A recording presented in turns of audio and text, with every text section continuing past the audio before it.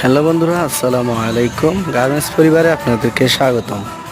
তো যারা আয়রনম্যান নিয়ে ভোগান্তি পোহান, যাদের প্রফেশনাল আয়রনম্যান পান না, তাদেরকে উদ্দেশ্য করে এই ভিডিওটা দিচ্ছি।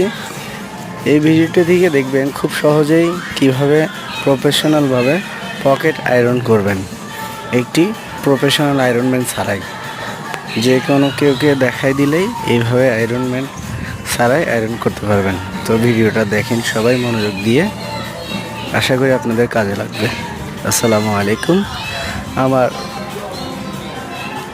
চ্যানেলটা অবশ্যই সাবস্ক্রাইব করবেন প্লিজ।